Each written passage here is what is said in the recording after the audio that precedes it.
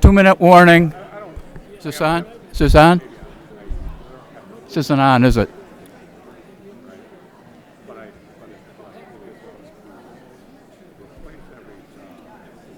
Testing, testing.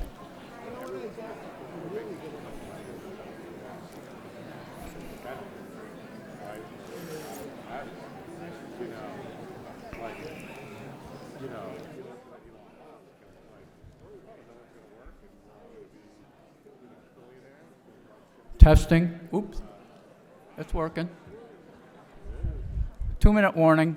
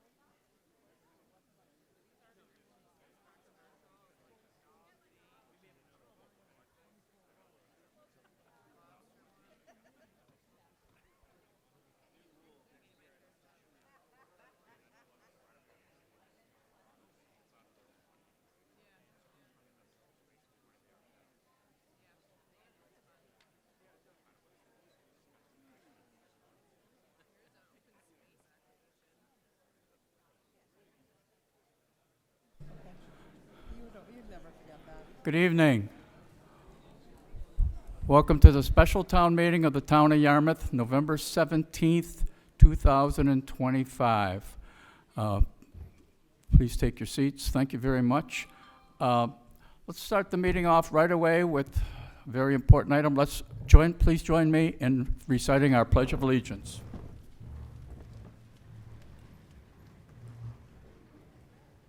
Pledge allegiance to the flag of the United States of America and to the republic for which it stands, one nation, under God, indivisible, with liberty and justice for all. Thank you. Thank you very much. Some official business to be done.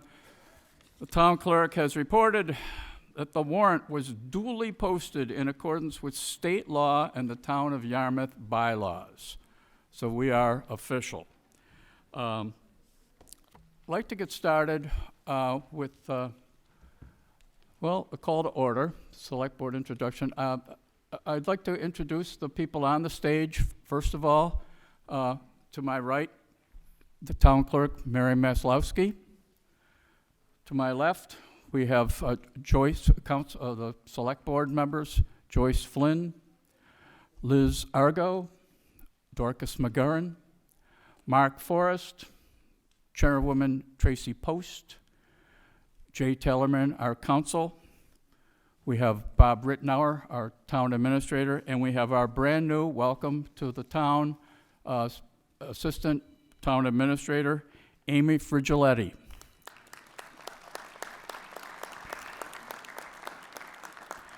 I'd also like to introduce two new department heads. I know they're in the audience, and I'd like them to stand up to be acknowledged. Megan Eldridge, our new Community Development Director. Hi, Megan. And Fred Aronson, our Library Director. Accepting on behalf of Fred. Is Fred here? It's David. Oh, he's up there. Oh, okay. Hi there.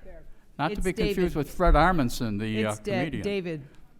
Mr. Moderator, it's David Aronson. I said David Armisen, Aronson. I'm off to a great start here. David Aronson, the best library director in the state of Massachusetts. How's that? Yeah. So I'm going to get into the meeting guidelines pretty quickly. I try to go over them pretty briefly because The town of Yarmouth town meeting attendees generally know them, but I did look at the charter today, and our charter actually says we're supposed to be limited to 5 minutes speaking from the floor. So again, out of courtesy, 5 minutes is actually a pretty long time. But I wanted to recognize we had a great person who passed away several months ago, who was the town moderator for over 30 years, Tom George. And I did not know Tom, but boy, did I inherit a legacy and a set of standards that he obviously helped create and perpetuate in the town. And the reason I say that is because I didn't have experience prior to coming here where I saw town meetings. I thought the town meeting moderator was some sort of cross between a lion tamer and the Dalai Lama. And what I learned in Yarmouth was people are civil, they have strong opinions, and there's nothing more important than having strong opinions. I tried to use the mantra, we have the 2 C's, democracy and efficiency. And I didn't really have to do much to have that effective, because it was people like Tom, and particularly Tom, who was clearly a community leader, a person who like any number of people, but more so, was on any number of boards, coached teams, led various organizations.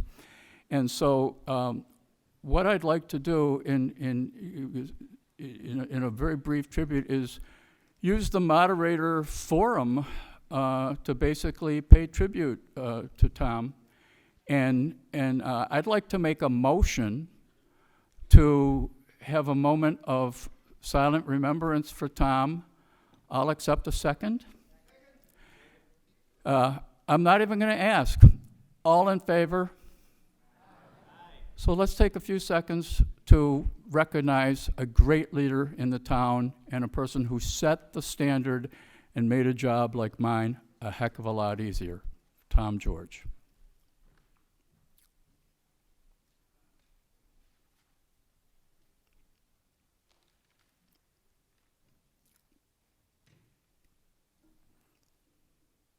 Thank you.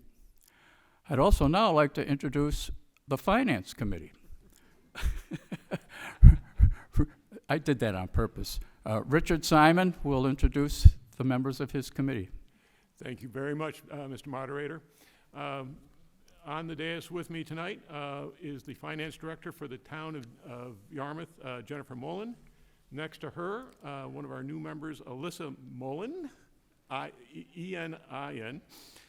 John Anderson, George Perkins, who is our Vice Chair, Bob Harding, Nate Ladley, and missing from the dais tonight for personal reasons is our clerk, Rafael Gutierrez. So thank you very much. Thank you, Richard. I'd like to now turn to Chairwoman Tracy Post for an opening statement. Thank you, Mr. Moderator. Good evening, ladies and gentlemen. On behalf of the Yarmouth Select Board, welcome to the 2025 Yarmouth Fall Special Town Meeting. At the outset, we would like to extend our thanks to the school committee and the entire Dennis-Yarmouth Regional School District for hosting our town meeting. We're most grateful to have the use of this facility to conduct our town business once again. Our fall town meeting is traditionally the meeting that we address cleanup items to continue important projects and to address zoning and other bylaw issues to prepare us to move smoothly into more in-depth financial decisions we will tackle at our annual town meeting. On the warrant tonight, we have 15 articles for your consideration. While not a very large number of articles, tonight's business will be quite important and impactful to our town. We will be carrying forward with some critical environmental studies to safeguard the health and well-being of our community and to also vote on some key bylaw changes. One would be to address the conflict in our bylaw with respect to health regulations already in place that maintain the town's commitment to plastic reduction. Another would update the dog bylaw to complete with the new state law. Changes in the zoning bylaw would address the issues of live lobster sales and boat parking here in town. Most of all, we are particularly proud of the presentation of an updated local comprehensive plan for our community, the first in many years, and we thank the planning board, our town planner, and the many residents who participated so strongly in this process. All of the items on our warrant are critical to our town's operation and cannot be completed without your active participation. Thank you all for coming to this important event and participating in our special town meeting. Your involvement in our governmental process is vital, and your time and commitment to our town is very much appreciated. Thank you, Mr. Moderator. Thank you, Chairwoman Post. We're going to now move into the motions, and we want to take all the time we need, but I don't want to deter anybody who needs to get in line tomorrow morning at the Lighthouse Keeper's Pantry if you have to leave a little bit early. So don't worry about it. So with that, we'll move on to the first article to be made by Tracy Post. I move Article 1 is printed in the warrant. Recommendation, Select Board, The Select Board unanimously recommends. Finance Committee. Finance Committee also recommends 6-0. Explanation. Yes, Mr. Moderator, this article provides funding to maintain the town's schedule for addressing projected unfunded liability to other post-employment benefits. The town is required to disclose the unfunded liability in their financial statements. Although there is not a requirement to fund, the bond rating agencies look favorably at the towns that have a funding plan when issuing ratings as it relates to debt. Thank you. We'll have discussion in a second. We have a microphone up here, we have one back there, and we have one way back there, and yeah, we have one up here, so we have 4 microphones. Also, when we do get to voting, please make sure you raise your card. So discussion on Article 1. Anybody? No discussion? Okay. Motion has been made, seconded. All in favor of Article 1? Aye. The motion is carried. Unanimously, by majority vote. Article 2, Tracy Post. I move Article 2 is printed in the warrant.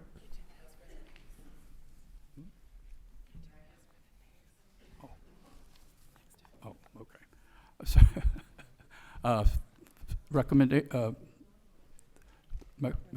Recommendation, The Select Board unanimously recommends. Finance Committee. Finance Committee also recommends 6-0. Explanation.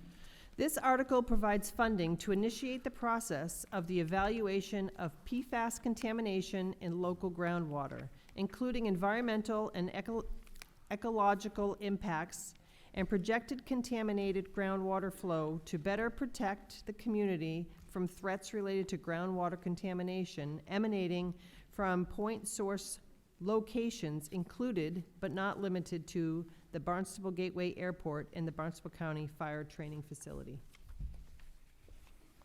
Discussion. Yes, sir.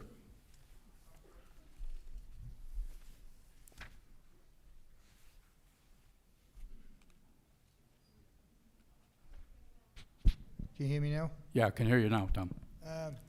Tom Sullivan, Precinct 1, West Yarmouth. Question is, we got a couple of articles here in regards to the PFAS. How much money is actually in this settlement?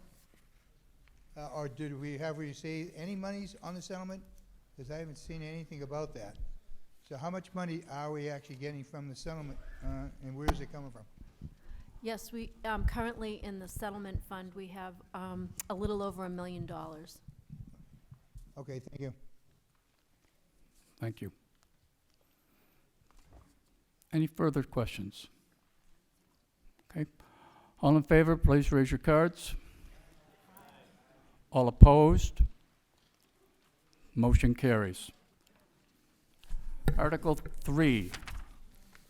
Tracy Post. I move Article 3 is printed in the warrant. It's been seconded. Select Board, Select Board unanimously recommends. Finance Committee, Finance Committee also recommends 6-0.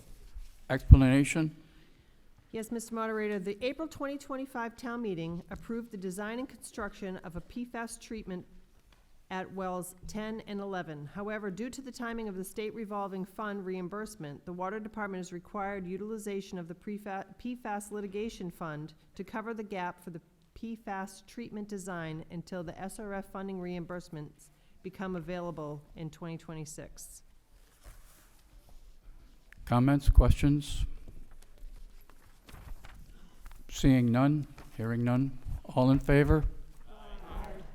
All opposed? The motion carries. Article 4, Mark Forrest. Mr. Moderator, I move Article 4 as printed in the warrant. Mark has been second. Select Board, Select Board unanimously recommends. Finance Committee, Finance Committee recommended 5-0 with 1 abstention. explanation. Mr. Moderator, this article provides continued funding for consulting services to assist the town in mitigating impacts from the Cape Cod Gateway Airport in Hyannis. The town has been successful in engaging directly in the master planning process for the airport to advocate on behalf of our community.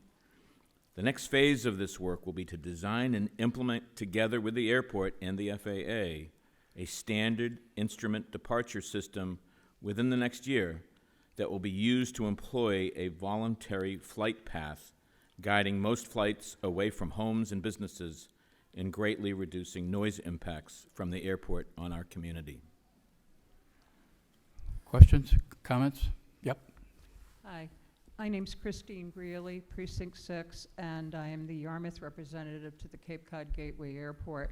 Having spent decades of work trying to get Yarmouth and its residents' concerns heard about various issues from that airport, both safety, public health, environmental, PFAS noise, and particulate dropping from the planes, it's really been to no effect. And I think it's very important to know that they have a strategic plan. The reason why they're now suddenly called Gateway Airport is they were trying to attract larger aircraft from around the country. They are also providing various kinds of strategic planning for, they're doing pilot training right now, other kinds of issues that are all flying overhead. Of significance is the fact that every quarter they issue a noise report about the noise complaints to date. People traditionally are reluctant because really nothing much ever happens. And I will report that this last quarter, July 1 to September 30th, there were 852 complaints made to the airport. Specifically, very, very big numbers of them around the 5 to 6 a.m. and around the 10:30 to 11 p.m. And part of this has to do with the fact that runway 15, which passes over to the south into West Yarmouth, is a primary departure area. It is very, very crucial that we finally have a consultant to work with the airport on behalf of the town of Yarmouth, because the complaints are coming in larger and larger patterns from all around the community. So I'm asking and urging people to please vote yes on this article. Thank you. Thank you. Yes, sir. Tom Sullivan again. Mr. Moderator, back in 1999, 2000, 2001, we had an Airport Advisory Committee, which I was a member of. I'm the only one that's left from that committee. The rest have passed. I agree with Chris has just said. In 1999, they put a voluntary flight path over the town of Yarmouth, and they never consulted us. They wouldn't even consult us. So it's important that we support this article, that we keep the advisor in this of what's going on with this airport. I know that some people over at that airport don't care about Yarmouth, and as far as the complaint system, yeah, it's gone up, and it's going to go up even more. The way it was written here, the SID system, Standard Instrument Departure, that's instrument flight rules. They only can go 2 runways, and those are the fixed runways. One goes up through Yarmouth Port, down through the center of Hyannis, and the other one, which is they're going to be putting in, is going to be coming into West Yarmouth. That's the one that they're extending the runway on. So that's why I would ask everybody by unanimous support this article. Thank you. Any other comments, questions? you have a question? Yeah, go ahead. I'm in South Yarmouth. Please identify yourself and your precinct. Anthony Lopes, South Yarmouth.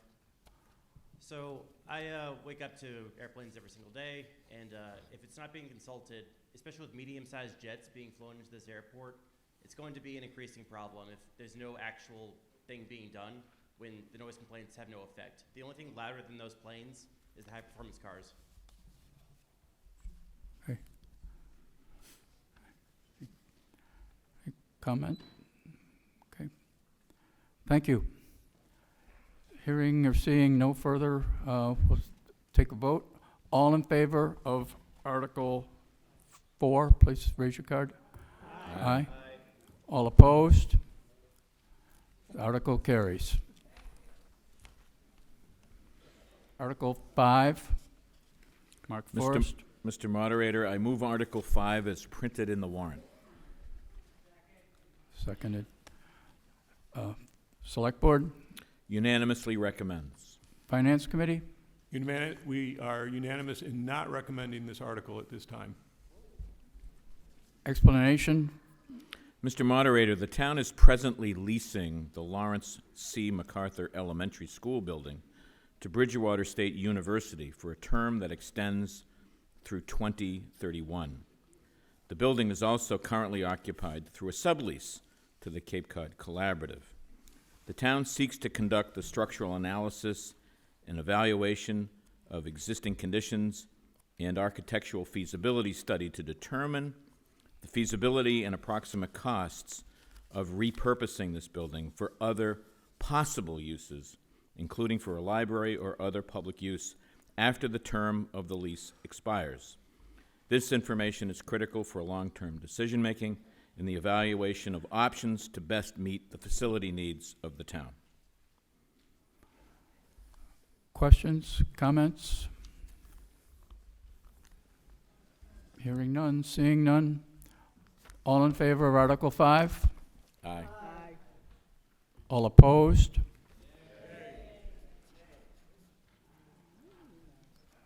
I don't even know if we have to count it. From my standpoint, it looked like the nays carried the vote, but could we do it one more time? That guy. All in favor of Article 5? Raise your card. Aye. All opposed? The nays, the article fails.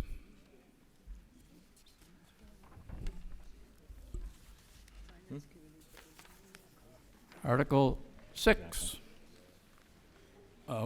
presented by Joanne, or is Mark will recommend?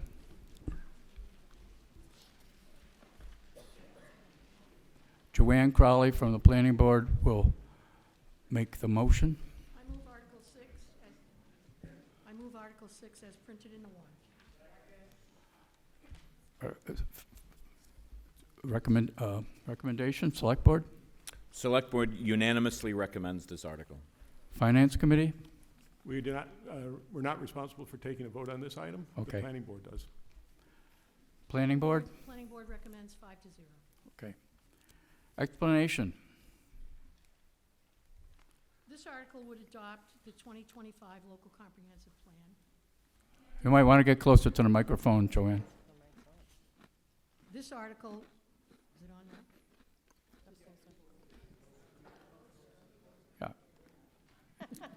It's not going to electrocute you. Not like Mick Jagger. I just got new teeth. I'm not kidding. I am not kidding. $8,000 worth of new front teeth. This article would adopt, I can speak probably louder than. We can hear Anyway, this article would adopt the 2025 local comprehensive plan developed under the guidance of the Yarmouth Planning Board.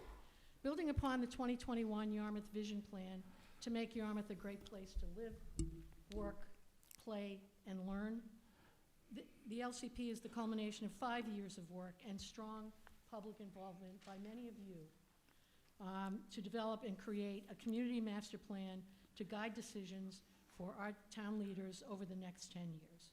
This plan includes a wealth of information along with goals and targeted actions related to environmental resources and open space, coastal resiliency and sustainability, community design and land use, transportation, climate mitigation and energy, waste management, capital facilities and infrastructure, community character and cultural heritage, housing, our economy, town services, and recreation.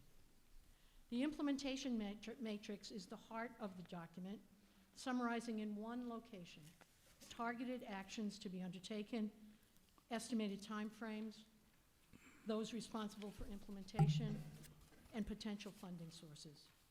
The LCP is a dynamic document that will be reviewed annually by us to track our progress and make adjustments as needed. It is meant to be very fluid. Although many initiatives are discussed in the LCP, it is important to know that the adoption of the LCP does not appropriate or authorize any funding at all. The LCP can be reviewed at the town website, www.yarmouth.ma.us. Kathy Williams, our town planner, who has done an extraordinary job in developing this plan and working with our consultants. Without her, we could not have this plan. And I would welcome an applause for Kathy Williams.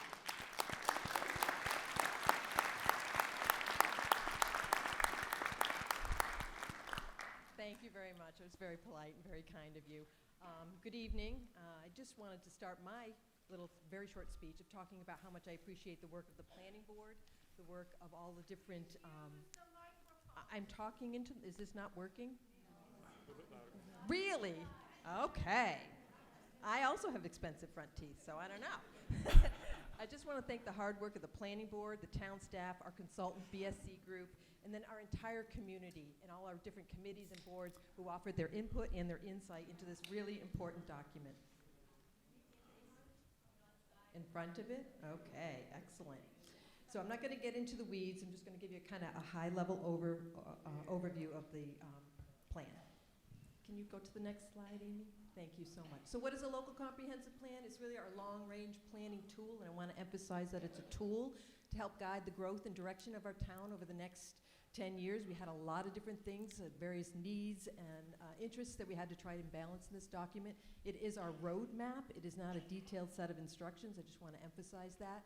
It kind of translates that vision that we had back in 2021 for what we wanted our community to be, along with our identified needs and goals of our town, into that targeted action plan that Joanne mentioned that can be implemented over time. It is that culmination of a lot of years of hard work and strong public involvement. It did start with the 2021 vision plan, but it also included the 2023 open space and recreation plan, as well as the 2024 housing production plan. So why develop an LCP other than it being an excellent planning document? Also, master plans are required by law in the Commonwealth of Massachusetts. An updated LCP with an action plan is also going to help us with a variety of grants. We always want to spend other people's money instead of our own. And it also has benefits of certification with the Cape Cod Commission, mainly related to modifying thresholds for projects that have to go through developments of regional impact with the Commission. So what's included in the LCP? The first chapter is the community vision and growth policy, and we're really looking from the vision of having an attractive and affordable and inclusive community. We want a clean, healthy, sustainable environment. We want a strong economy with diverse businesses. We want to have education excellence, and we want to have a lot of fun places to go and recreate. Our growth policy, we really want to manage growth and development in areas where we want to have it while protecting various resources and our community character. So we're really focusing on development on places that have municipal sewer, like Route 28 and South Shore Drive. We're also looking at enhancing our community villages in the Route 6A area, as well as some thoughtful reuse of the town-owned former Matakey's property. The next chapter is chapter 2 with community goals, and they kind of relate to each other. Those are the goals that kind of help us meet the vision that we have identified, but they also help us the needs and key issues. So chapter 3 is a really important chapter in the LCP. It outlines various existing conditions on a wide variety of elements. It identifies what are our key issues and needs in our community, and then also identifies recent actions that the town has undertaken or other public entities or the state in order to meet those different key issues and needs. We also are working to be consistent with the Cape Cod Commission's regional policy plan. So we have these 3 different categories to be consistent with their plan. Under our natural systems, we have water resources, wetland resources, plant and wildlife habitat, and open space and coastal resiliency. Under our built systems, we have community design and land use, transportation and connectivity, climate mitigation and energy, waste management, capital facilities and infrastructure. And under community systems, we have our community character and our cultural heritage, the economy, housing. And the 2 last items are town services and recreations. That's not something that's required in a local comprehensive plan, but during our 2021 visioning, we found that it was really important to our community, so we incorporated that into the local comprehensive plan. Both the capital facilities and the housing actually have their own individual chapters within the LCP. Next slide, please. So chapter 4 is a really important chapter. It takes all those goals and the needs and develops very specific actions that we can take over the next 10 years to meet those goals. Chapter 5 is our housing, which is basically a nice summary of our housing production plan. And again, that talks about existing conditions, key issues, and things that we've been working on. Chapter 6 is the capital infrastructure. I just want to emphasize that this is not a capital improvement plan. That's something that's going to be developed outside of the LCP, but it does identify some key infrastructure that's needed to support the growth that's talked about within the local comprehensive plan. Chapter 7 in the appendices talks about all the different public engagement summaries that we've undertaken. Basically, in the last 18 months, have been an extensive amount of public outreach, and we couldn't have gotten to where we are without you guys coming to all of our meetings and our open houses and providing your insights. Chapter 8, as Joanne mentioned, that really is the heart of the document. It's the implementation matrix that has a nice summary of the goals, a nice summary of all the actions, the responsible parties, the timelines of when we might get to it, like the 2nd or the 4th year of the 10-year timeline. And it also talks about maybe some potential funding opportunities that might be out there to fund some of those. So implementation, as I mentioned, the LCP is a roadmap based on what we know today, and it really is that dynamic document. It's meant to be looked at annually to track our progress, but also to identify how we might need to recalculate based on things that come up. 5 years ago, we didn't know about COVID, so who knows what's going to happen 5 years from now. And then lastly, the adoption of the LCP does not authorize, as Joanne said, any expenditures. So this is I want to emphasize, this is a planning tool, this is a roadmap for where we are now and where we would like to go in the future. Last slide. And then just as Joanne mentioned, the planning board unanimously voted to recommend this article to adopt the local comprehensive plan. Thank you.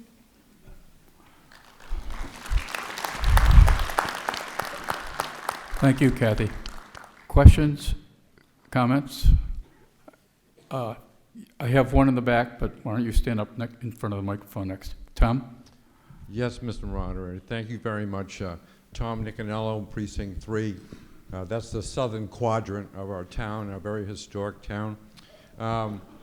First of all, I'd like to thank the planning board and the planner for their marathon meetings over the summer to work on this issue, which has been many years in the making.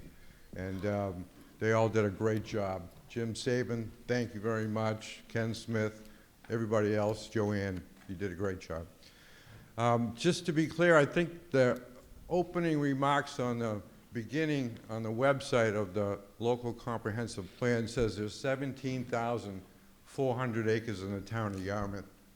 So I guess I have a question is, how many acres is our water? Does anybody know the water body acreage? Can anybody tell me the total amount of acreage that the town of Yarmouth has in water?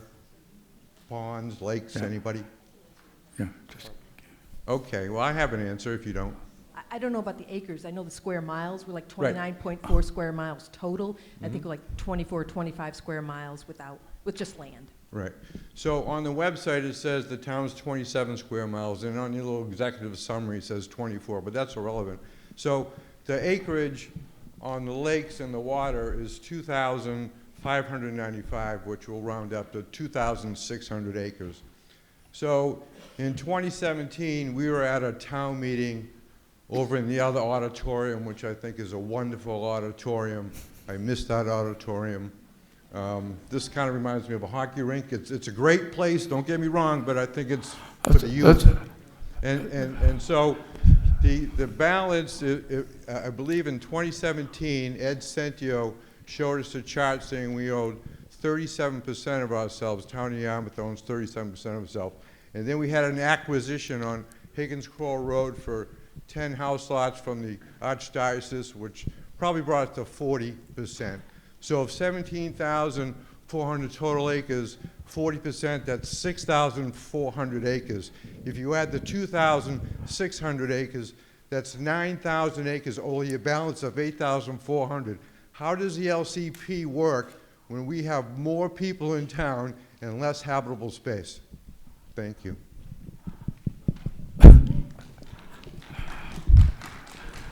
Everybody got that?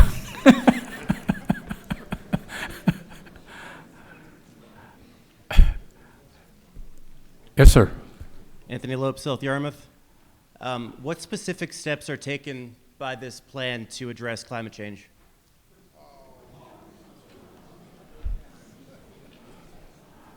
That can be answered, I'm sure. I'm not going to answer it, but I'm sure it can be answered. Did he ask what percentage? No, what specific plans are in the plan to address climate change? I don't know if we want to get into all the details of this because we could be here for a long time.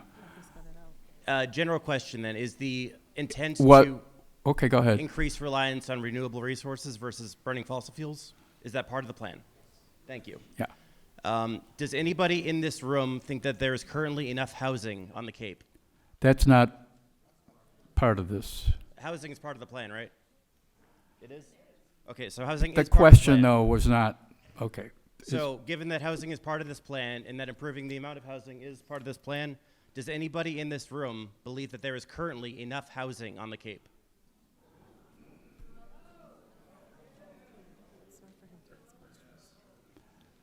So, okay, so nobody, there's agreement then. Thank you. Okay, thank you. Appreciate it. Next question? Yes, Norm Holcomb, Precinct 1. I wonder if you could, someone could comment about the objective in the housing plan with regard to affordable housing and what the town is planning to do in that regard?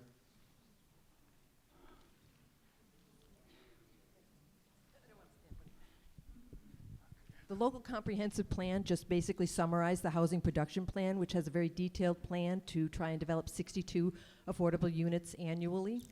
Annually? Annually. Right. Okay. So right now, today, about 45. Excuse me. Yes. I think we have to go through the formalities. Is that you're asking a question? Yes. You need to go identify yourself, even though I know who you I thought are. I did. I didn't hear it. Norman Holcomb, Precinct 1. Okay, thanks, Norm. Okay. all right, Sorry. Okay.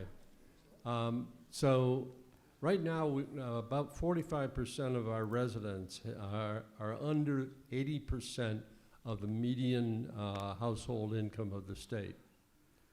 I wonder if the Select Board and Finance Committee have considered what the town will look like if we add another 5% of our households in at under 80%.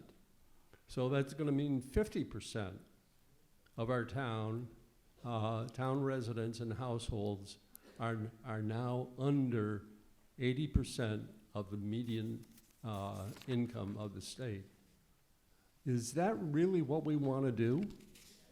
I mean, don't we want to find a way to increase the incomes of our residents so that we can afford better housing?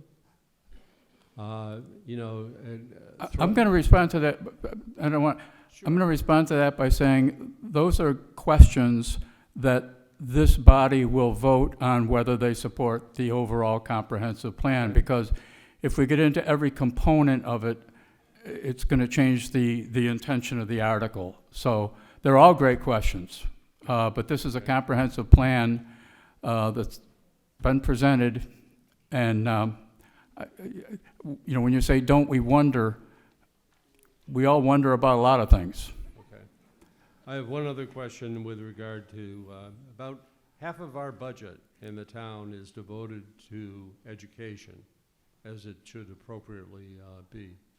There's very little in this plan with regard to education, and I'm wondering if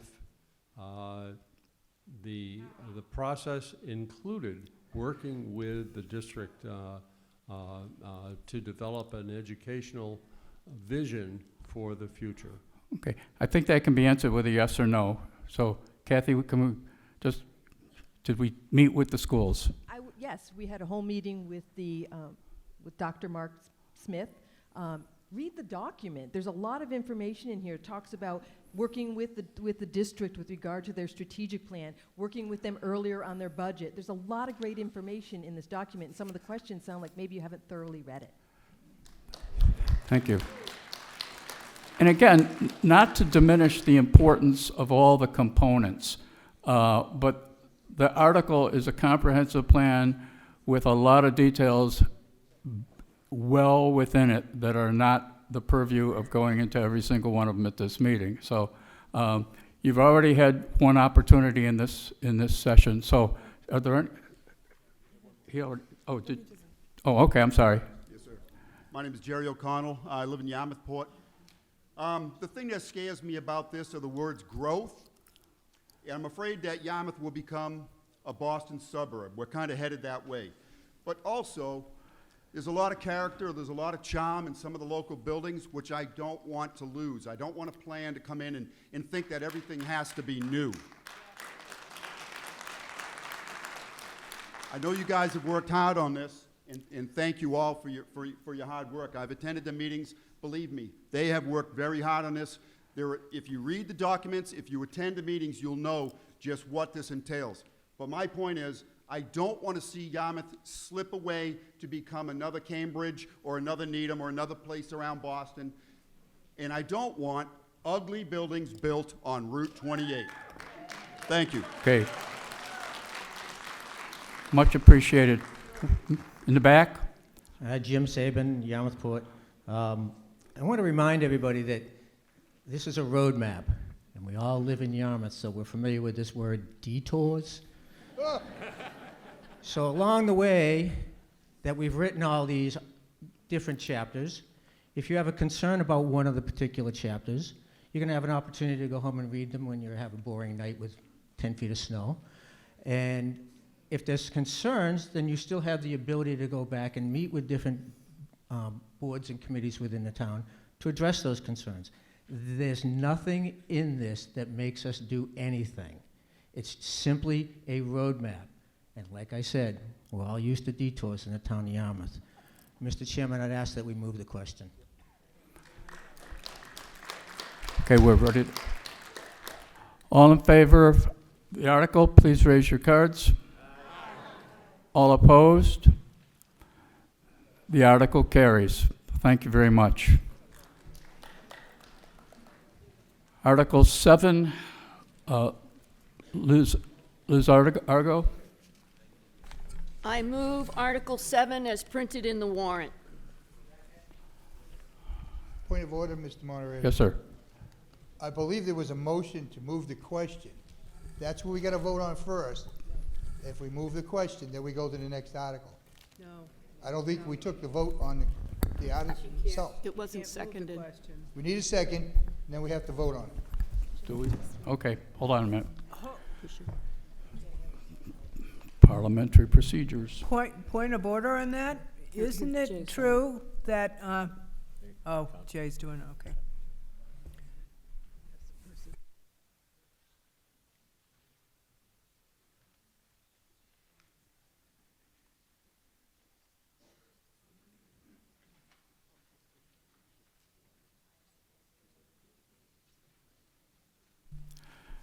Generally, the person, oops, is this on? The person who has made the comments generally doesn't move the question, which is why I moved on. So we will take a vote to move the question. All in favor of moving the question? Aye. All opposed? All in favor of the motion? Aye. All opposed? The motion carries. Thank you very much. And thanks, Tom, for pointing it out. I do appreciate it.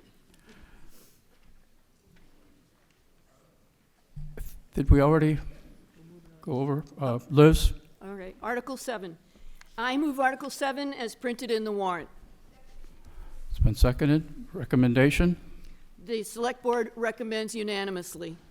Finance Committee? Finance Not Committee involved. does not recommend this article. I should Explanation. say is not required to recommend the article. Explanation. Article 7 is a housekeeping article.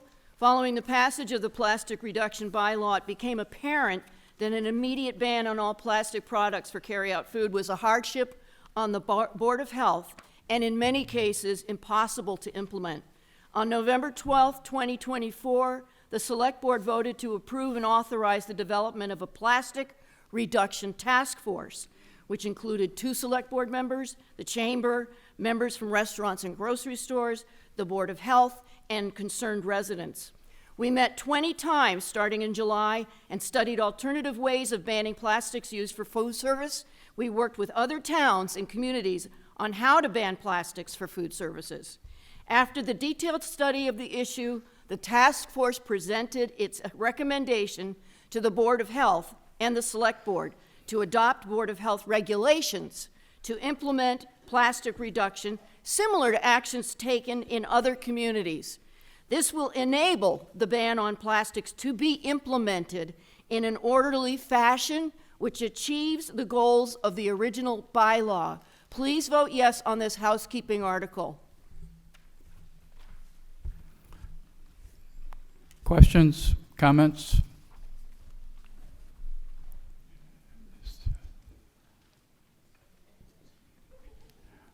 We have someone Thank you, here. Mr. Moderator. Can you hear me? You might want to lower the mic a little bit. Thank you, Mr. Moderator. Can you hear me now, everybody? I can hear you. How about up there? Unaccustomed as I am to public speaking here. Mary Craig, Precinct 1. I have 3 brief comments. First, I want to thank Haley O'Brien for bringing this plastic matter to the town's attention. Our young people are our future, the future of our planet, and I hope that more young people will participate in town government. Secondly, as one of the many members of the Plastic Reduction Task Force, along with the Assistant Health Director, Barry Lewis, I want to ensure, and also I'm Vice Chair of the Board of Health.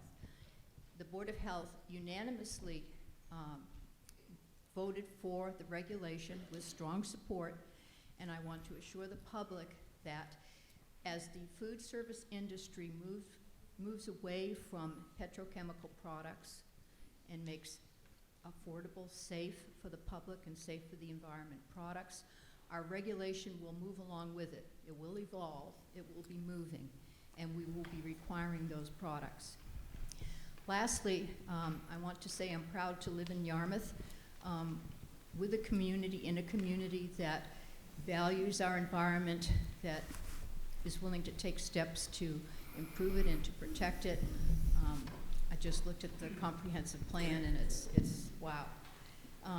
So I hope that you will vote to rescind the original bylaw, which as we met with the committee, as Liz said, it became untenable to implement it. It would be a hardship not only on businesses, but also on all of us consumers.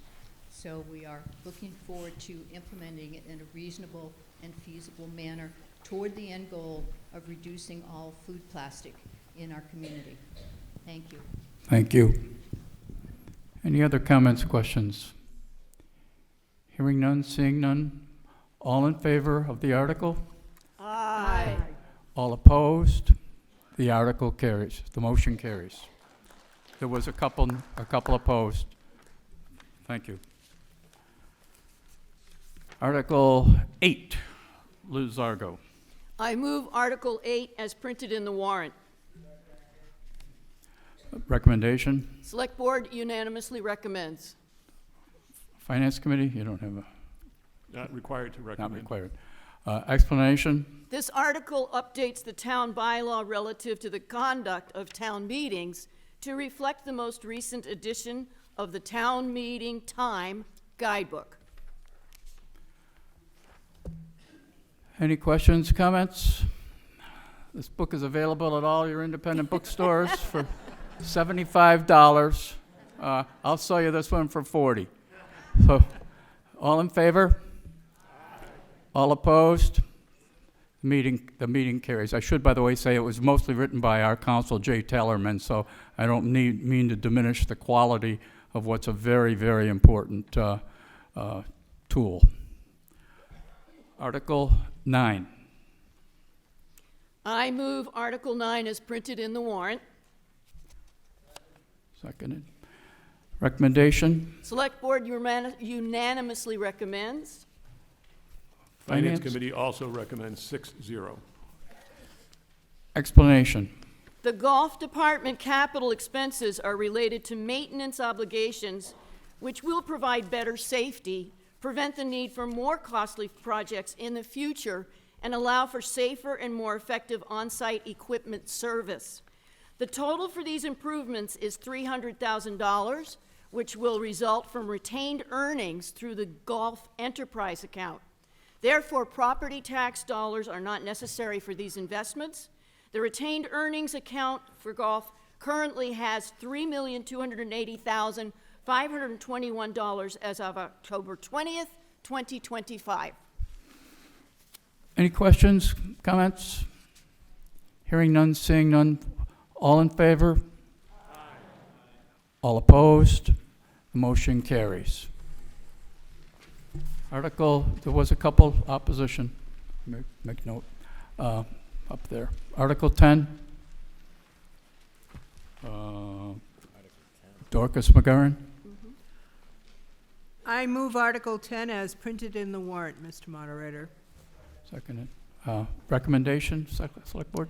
Select Board unanimously recommends. Finance Committee? Finance Committee also recommends 6-0. Explanation? Fire department vehicles and life safety equipment are funded by ambulance revenue. This article supports a replacement for a town ambulance. The ambulance fund account currently has $2,264,631 as of October 20th, 2025. Questions, comments? Hearing none, seeing none. All in favor? Aye. All opposed? The motion carries. Article 11, Dorcas. Mr. Moderator, I move Article 11 as printed in the warrant. Seconded. Recommendation? Select Board recommends unanimously. Finance Committee? Finance Committee also recommends 6-0. Explanation? Oh, no, we have another committee to hear. Oh, okay. Preservation Committee, CPA. Is anybody here? They recommend? Joanne? Just. We'll put you on every committee, Joanne. This article would provide, No. We just want to know if you recommend. oh, yes, we recommend. 6-0. Okay. I think, Dorcas, are you going to make the explanation? Or Thank you, Mr. Moderator. This article would provide the funding necessary to move forward with the acquisition of 3.14 acres of vacant, undeveloped land located on Nottingham Drive, directly abutting Taylor Bray Farm. This acquisition is consistent with the goals outlined in the Open Space and Recreation Plan, which recommends the town prioritize acquiring properties for open space which have been identified as suitable areas for the landward migration of salt marshes as sea levels rise and serve as a buffer for coastal storms and flooding. Acquisition of this property will support current operations at Taylor Bray Farm, improve the connectivity of nearby protected land, and protect natural areas that serve as both essential storm buffer and habitat, while also preserving historic and archaeological features of the site. questions, comments? Sir, go to the microphone. Anthony Lope, South Yarmouth. Anybody who has lived here more than a few years should attest to the destruction of the salt marshes.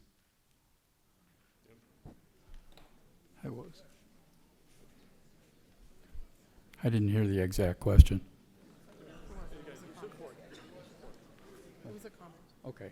All right. Thank you. All in favor? All opposed? Motion carries. Article 12.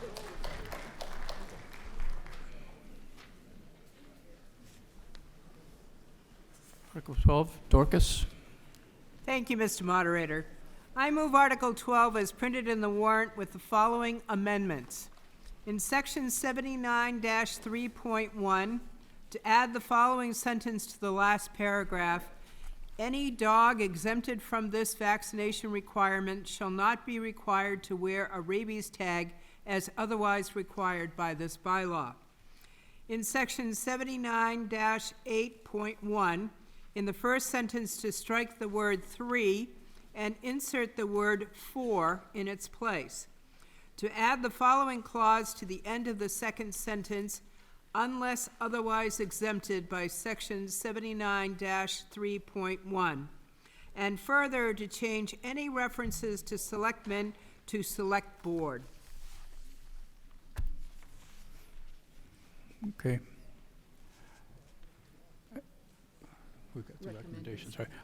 Any Recommendations. recommendation? Yeah. The select board recommends unanimously. Finance Committee? Finance Committee does not require a recommendation. Okay. Explanation? The intentions of these changes is to better comport the town's general dog and other animal bylaw with Ollie's Law. Ollie's Law changed some provisions with regard to licensing dogs and enacted some requirements for personal and different types of commercial kennel. Ollie's Law was enacted by the state legislature and became law in 2024. The intended changes are shown in the warrant. Thank you. Questions, comments? Is there somebody back there? Yeah. Good evening, Mary Gibney, Precinct 2. Thank you to everyone who put time into this. There's a lot of good updates in here that absolutely need to be made. I do have one concern about half of one sentence in here, 79-7.2 kennel requirements.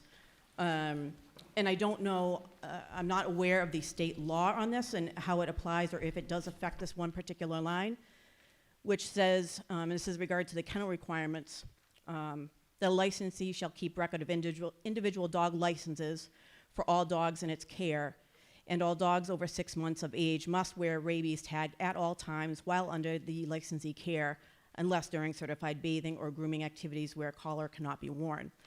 My concern with this particular statement is, as a dog owner myself, and as a person who does utilize a local kennel in town at times when I work long hours, wearing a tag and a collar can be extremely dangerous and even deadly, and I have two personal experiences where the tag or collar created an issue where the two different dogs almost were harmed because of it. I would suggest that if it meets in accordance with state law, if it's affected by that, that particular last line could be amended to either include that the rabies tag be on premise, or as the business that I use, they already keep a record of all valid vaccines that the dogs have. So I don't know if that's a possibility before this goes forward, but there could be a simple change in that last sentence to include either one of those two things to show that the dog has a valid rabies vaccination, but not put the dog in a dangerous situation wearing a collar and tags where playtime between dogs often involves them roughhousing and involves the neck area and grabbing and wrestling. So I don't know if somebody can answer that question for me here, if that's a possibility, or if that's state law and it has to go through like that. And if that is the case, I would ask that if there could be consideration for these places in that matter, because it does create a dangerous situation for dogs that roughhouse and play in kennel situations. Thank you. Yeah. It's a good question. The question is obviously we're simply trying to be in compliance with some modifications to a new state law, and I'm not sure if the issue should be taken offline. I'm not trying to, it may be the most very important issue. I don't pretend to understand it all, but I don't know if it's appropriate to make an amendment to this motion at this point. Mary has been sort of the architect of this change. The one thing I can speak to is those kennel requirement sections were prepared by town council in accordance with the state law, and that's, so if you look in 79 to 7.2, is that where you were referring to? 79, 7.2, yes, correct. Yeah, those were all prepared by town council in accordance with the state statute, and I believe they are part of the kennel requirements Okay. for kennel facilities. Thank you. Then I would just, as a comment, add that upon inspections that we make some common sense notations when those inspections occur for the licenses for these businesses. Thank you. Thank you very much. Seeing no dogs represented to speak, we'll ask if people would like to, the humans here would like to take a vote. All in favor of the article? All opposed? The article passes. Article 13 will be... Mr. Moderator, I move, it's on, I move toward my microphone. I move that the town hereby approves the transfer and appropriation from free cash, the sum of $1,500,000 authorized by the Dennis Yarmouth Regional School District for the purpose of paying costs of a feasibility study for the Marguerite E. Small Elementary School located at 440 Higgins Crowell Road, West Yarmouth, including the payment of all costs incidental to or related thereto, and for which the district may be eligible for a school construction grant from which the Massachusetts School Building Authority said amount to be expended at the direction of school committee, building committee, appointed for this purpose, that the town acknowledges that the MSBA's grant program is a non-entitlement discretionary program based on need as determined by the MSBA, and any study costs the district incurs in excess of any grant approved by and received from the MSBA shall be the sole responsibility of the district and its member municipalities. Provided further that any grant that district may receive from the MSBA for the study shall be as set forth in the feasibility study agreement that may be executed between the district and the MSBA, and that the amount authorized by the district shall be reduced by any grant amount set forth in the feasibility study agreement that may be executed between the district and the MSBA. That's all one sentence. Select Board recommendation? Select Board recommends unanimously. Finance Committee? Finance Committee also recommends 6-0. Is there a second? Did we hear a second? Okay, Thank the you. motion was seconded. The explanation, I'll ask Dr. Smith to, he has a presentation. Would you like to do it that way? Sure, yes. Mark Smith, Superintendent, Dennis Yarmouth Regional School District. I'm joined by the School Committee Chair, Tomas Tolentino, and we also have the principal from the M.E. Small Elementary School, Carol Mahady, with us. Next slide, please. So I just want to provide a little bit of it. Oh, sorry, this just hit until all the items come up. It shouldn't have had each of the next. Yeah, there you go. So there are several reasons why we need to study or why the ME Small needs addressing. So in aging infrastructure, you'll see throughout the next slides several pictures which depict several items at the school. The roof is a key one at the school. These nice little traps here are what we call our rain catchers at the school. These are throughout the school, whether they're in the classrooms, hallways, closets. They catch heat, they catch the water when it comes in on rainy days. The HVAC system, the electrical system, there's pipe corrosion, the envelope needs work, there's a failed parking lot, I could go on and on. The next is our security. There are no sprinkler systems. The building was built before sprinkler systems were required for code. The only sprinkler system that is present in the building are on the rainy days. There's also, modern schools have cameras. There's only one entry camera in this building, so there's no hallway cameras. There's also, in modern schools, you have a double entry. In the foyer, there's no double entry foyer, but this building has multiple entries. Every classroom has an entrance, which in the 70s, late 60s, early 70s was probably a good idea, but in modern schooling is not great for security.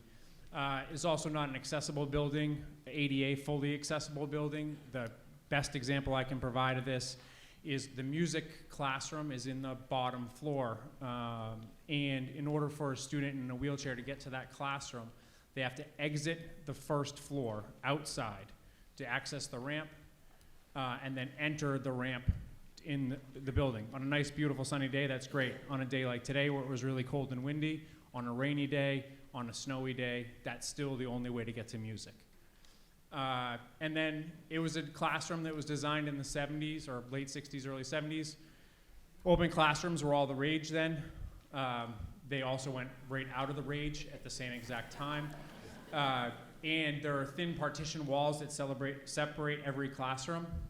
2 kindergarten classrooms right next to each other, separated by a thin partition wall, does not make for great instruction.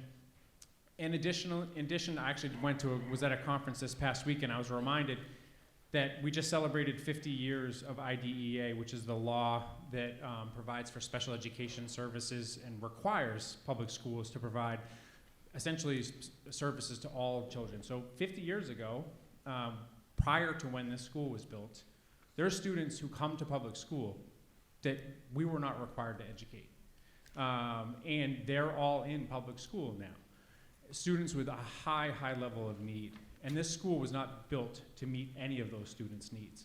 And we are educating those students in this building. And then last is cost. We're band-aiding our way through this, trying to keep this building vibrant for our students, for our families, and it's just a very expensive way and an ineffective way to manage facilities maintenance. Next slide, please. So what is a facilities project? As you saw through that very complicated motion, the reason that motion is so complicated is because we are in a partnership with the state.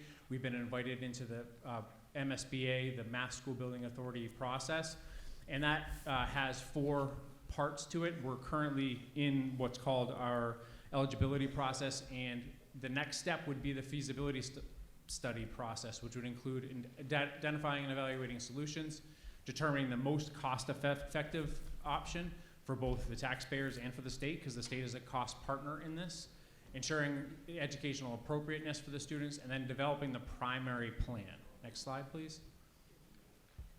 Those are the parts of the primary plan. That's the electrical system in the building, just in case anybody was curious. Looks like something out of Frankenstein. And you can see on the bottom there, the water level, that's where we had a flood that came in through the parking lot. So our feasibility study so what this particular one will study that we are agreed through conversations with the select board, the school committee, and through MSBA is this feasibility study, if approved tonight, will explore 3 options. The first is a standalone, either replacement or renovation of the ME Small building as itself as a standalone elementary school. And then there'll be 2 consolidation options. One would be a consolidation with Station Avenue Elementary School. So essentially, a short version, closing ME Small Elementary School and moving that population over to Station Ave with some type of an addition to Station Avenue Elementary School, but bringing the 300 to 350 kids and all that staff, families, et cetera, over to Station Ave. What does that look like? What would that cost be? What would it take to make that whole thing a possibility? And then the third consolidation option would be essentially the version of closing both those elementary schools and creating a new Yarmouth Elementary School, whatever that would look like on some third site. So that's what this study will explore, is those 3 options, and bring those options back to all the decision makers, including you all as the legislative body for the town, to determine what is the best path forward. What is the money that you're approving tonight fund? It will include funding for hiring of an owner's project manager, hiring of the designer to do the comprehensive study, and then the development of the schematic report, which will outline the preferred solution. Now, it's an important thing for you all to know that because we are partnering with MSBA, as of today, the reimbursement rate, which includes the feasibility study for Dennis Yarmouth, is 57.11%. So you're approving $1.5 million. Everything from this point forward, our base rate of reimbursement will be 57.11%. There will be other opportunities for that number to go up, but it can't go down from here. And then why that number? Why $1.5 million? Where did that come from? There were a series of data sets that were utilized to generate that number. So the MSBA gave us an appropriations table, which included feasibility studies from 2018 to 22 for small elementary schools and or elementary schools that were considering consolidation. As I mentioned, we're looking at two different options. One is a standalone elementary school, and one is an elementary school that could be somewhere in the ballpark of 650 to 700 kids. So we needed to have a feasibility study that looked at all those options. So they gave us examples in that date range of feasibility studies that have done that. They also gave us, and you can get this publicly right off, they created the first table for us. The second one is publicly available on that link right there on their website of schematic design and OPM fees going all the way back to 2014. Looking at the most recent data from the last couple of years, we looked at that data for the school building projects, and you get a range using both those data tables of projects costing anywhere from $1 million to $2.5 million. Then we went back, had a conversation. We're actually still having OPM with this current building project, because we still have yet to close all the way out with this project. And so in consultation with that team and with town officials, it was ultimately determined to settle on the number that we have in front of the voters tonight. And again, just a reminder on the feasibility study is eligible for reimbursement.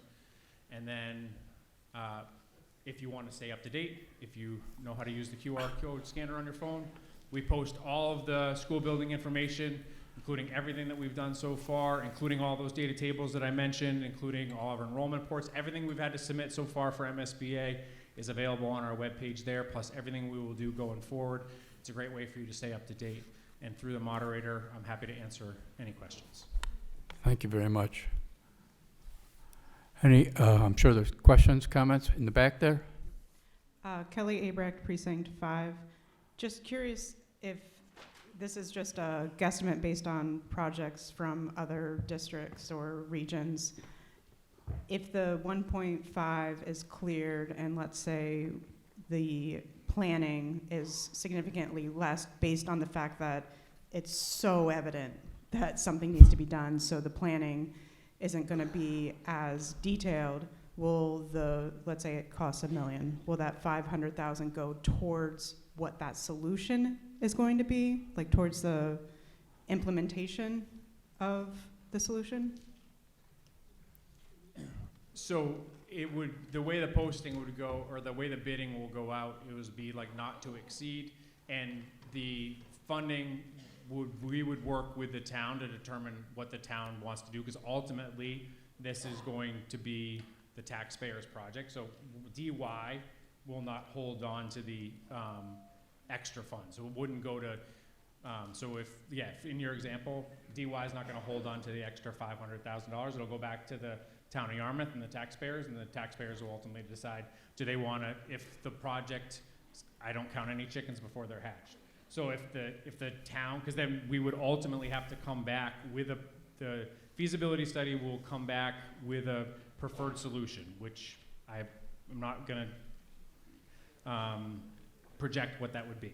But whatever that was, if the town then decided, yes, they want to commit to whatever that project is, and they want to put that extra $500,000 towards that project, that would be an option. I think I answered your question. Thank you. Yes, sir. Tom Sullivan, Precinct 1. Basically, the town's loaning this money to the schools. And the doctor just answered the question, it will come back. But I have a question for the schools. How much money you get in your free cash account? You do have one. Yes, we have approximately, it's not certified currently, but as of last year, it was more like 1.8 million in E&D. And how much money are you using from that account for this study? $0, because that money belongs to both towns. Okay, but both towns can vote on it to take some of your money out of your free cash and cut out and leave the money in our account in this town. Dennis should be involved with this. The way the regional agreement works is both towns are responsible for their elementary schools. If this was a regional school and a regional project, then I would agree with you. Sure. But the way the regional agreement is specifically written, because this is a elementary school primarily occupied by Yarmouth-only students, it's a Yarmouth-only capital project. Right, so, but that's still, that money should be able to come to the town of Yarmouth, not all of it, but Yarmouth's share of it should come to take the pressure off the taxpayers of the town of Yarmouth. Okay, thank you. Any other questions, comments? Yes, sir.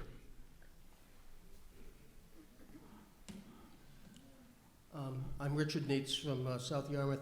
I had a question about the possible participation of Dennis, because as I understand it, their elementary school is going to be in need of some replacement. It's a lot older than the Margaret E. Small School. And I wondered, has that been discussed, at least by the school committee, to talk about a cooperative effort to do a feasibility study? So we've had some conversation with the town of Dennis around the Ezra Baker School. And we will be working with our capital plan around a design study for that building. That building is a little different in that it's not in the, even though it is an older building, it's, I think the best analogy is probably the Three Little Pigs analogy. That building is built out of brick. And so just a better originally constructed building. That I can't speak to. I don't have the history in the district. The question, the statement was a better maintained. I don't have the history here in DY to be able to speak one way or the other. But so that I will be hopeful again in that town to be able to do a design study to learn a little bit more about the needs of that particular building.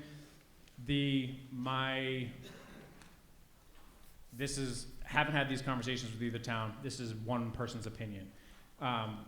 In that neither town is going to not want to have an elementary school in their town. You can regionalize up to a certain point.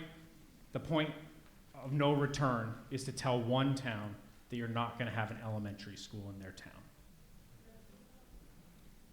That's the moderate, through the moderator. Okay. Is there someone in the back? Was there any? Yes, sir. Yes, my name's Neil Morris, Precinct 4, also a native. What would be the cost to actually tear down the school?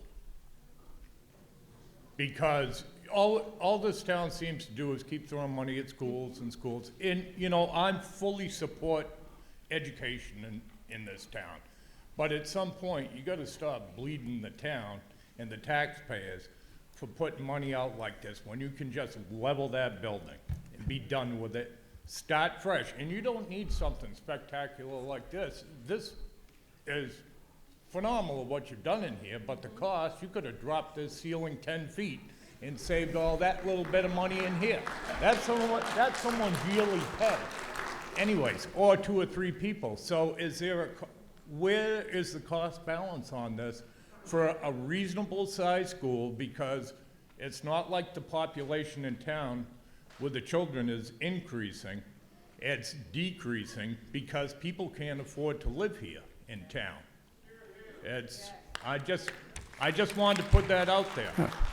But I truly do support the schools and education, but at some point, we gotta think of the costs on these things. Okay. Thank you. That's all. Let's see if he wants to respond. Yes, so the feasibility study will look at all things, including the demolition of the school, and then what do you do with the 300 to 350 kids that are currently going to the school?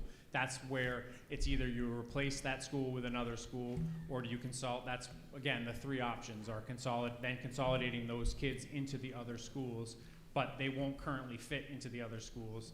And just to counter, in the last 5 years, DY's enrollment has actually increased. We're down this year, but over the last, we have higher enrollment now than we did 10 years ago.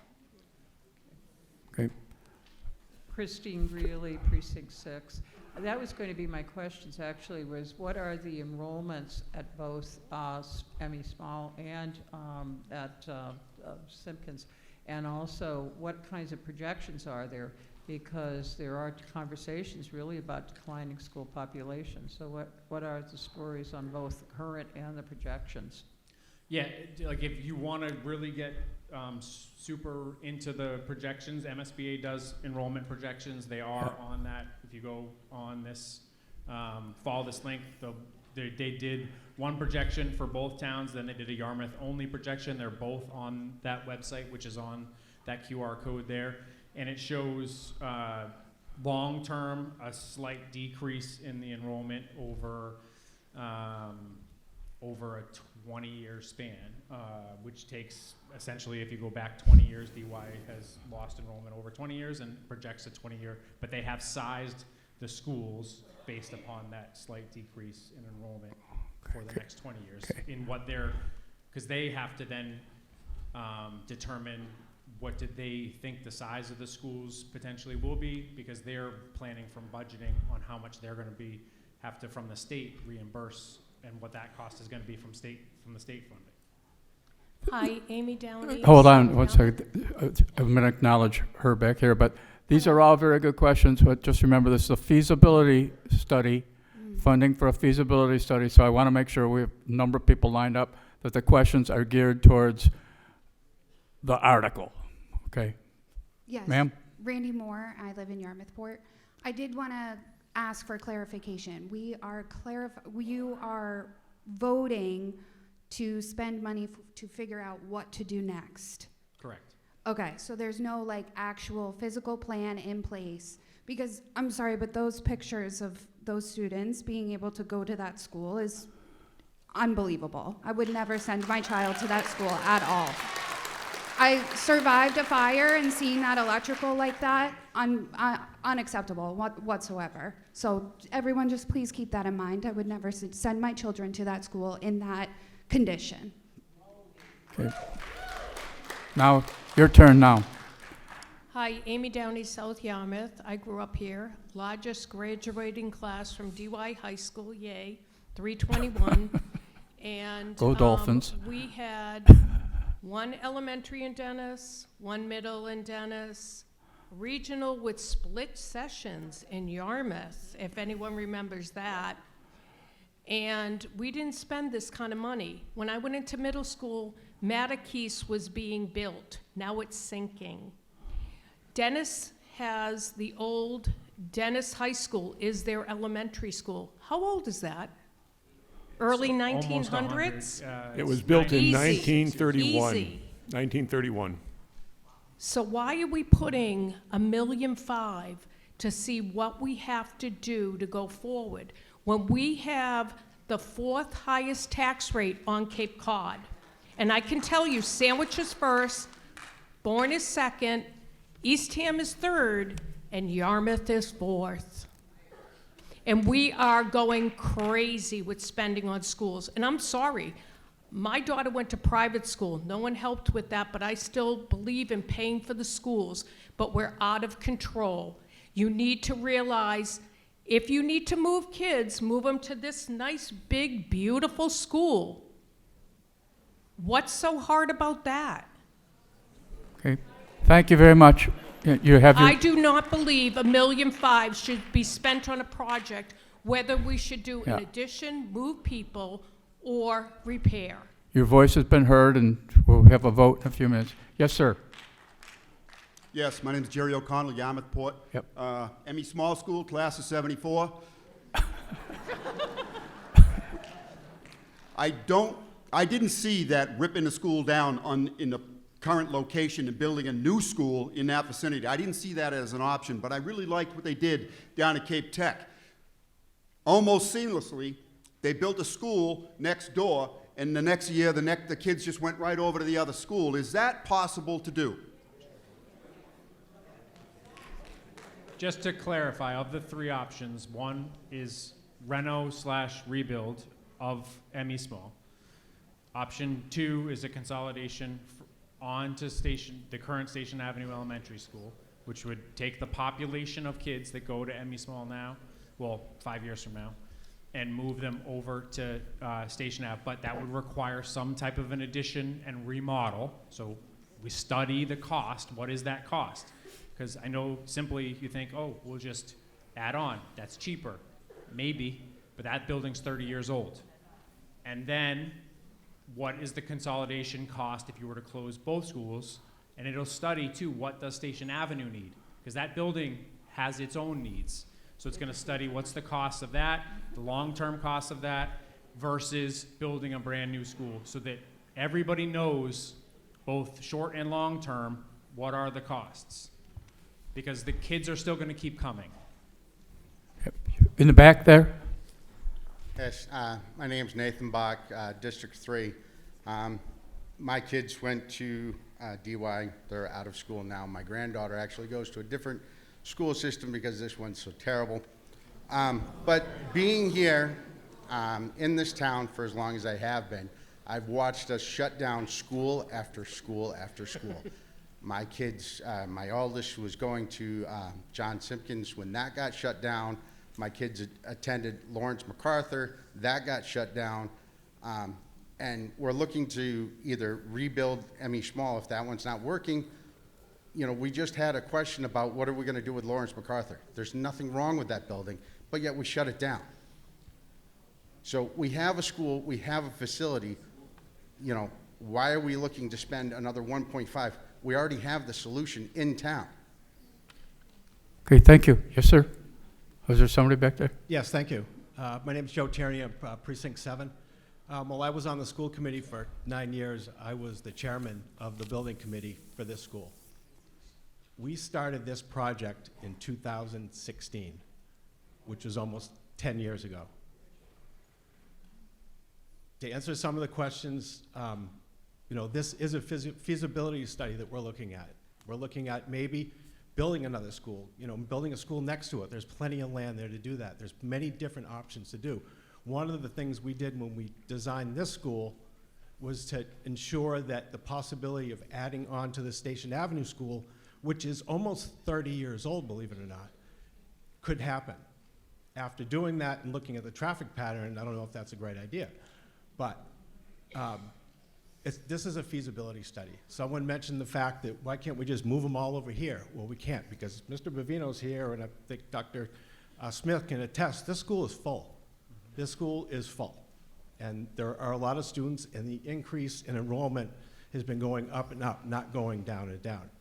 We have the opportunity in Yarmouth to get a 58% reimbursement. So whatever dollar we spend, we get more than half back. So this is a $1.5 million ask to do a feasibility study. It only makes sense. That school, back in 2018, when we were doing the feasibility for this school, Carol Woodbury and I walked through the ME Small School. We realized that that school was worse than the Matty's School. But because we were in that feasibility with the MSBA, with Matty's, we couldn't say, hey, let's just do ME Small instead. Let's just do that. We couldn't. So we built this school, knowing that that school was almost worse than Matty's was. And that was in 2018. That was 8 years ago. That school is falling down literally. I'm from the class of 1979 at ME Small. So I remember back when the chickens and the roosters and the goats were running around the courtyard. So I asked that the voters approve this $1.5 million feasibility study, because that's all it is. We have to start now. Thank you. Thank you. I'll take the people in line, and then we'll hopefully move the question. Yes, ma'am. Hi, yes, I'm Lisa Hayes, West Yarmouth. I work at ME Small, and I have 3 children in this district, 2 of which are so lucky to be at this school, this beautiful school, and enjoy this wonderful auditorium that we all get to stand and sit in today. But my daughter is in kindergarten at ME Small, and it is a health hazard, not only for the children, but the staff members who work there every day. Okay? And yes, this is all about money to some of you, but when something happens at that school to someone that works or goes there, it is going to be on your conscience if you do not agree with doing this study. Thank you. Next. Anybody else? Is that it? Yes, go ahead. Hi, I have to ask permission to speak because You might want to speak up a little bit. technically I'm not registered in Yarmouth, but I live in Yarmouth and I'm actually the PTO president. You're not a registered voter ME school. here in Yarmouth? Well, no, I'm not. Yeah, I can't allow You can't you allow- to. okay. Plus, Thank in you. fairness, a lot of stuff has been said, so. Okay, Thank you anyway. Thank you for coming. One more. Lindsay Pietro, Precinct 7. I just want to advocate for the funding of this feasibility study. If it's approved and MSBA goes forward with funding this project, they fund whatever percentage it would be for the construction. If we don't, then all of that is on us, because there's no way that these kids can go to that school for very much longer. And for anybody who had children at Simpkins or MacArthur, that was also before there was a requirement to equally educate students of all abilities. So when you can't roll through a doorway, you have to find a place that, fund a building that lets kids all have access to education, so. Thank you. Do you have a question? You're all set? Okay. Is he at the microphone? Yeah, you're the final question. All right, Garrett Zadag, Precinct 6. I've got 2 kids that have graduated from DY. My daughter is a junior in college now. I thank God that she didn't have to go to this school when she was a kindergartner, because it was a health hazard then. Who knows how bad it is now? I have actually no problem with trying to fund the kids and fund education. My problem is wasting $1.5 million on a feasibility study for a school we know that has to get ripped down and replaced. So rather than waste $1.5 million looking at whether the building is safe or not, why don't we just all decide the building's got to go away and save the money, or put the $1.5 million into a new building? I'm done. Thank you. Mr. Moderator? Okay, I think.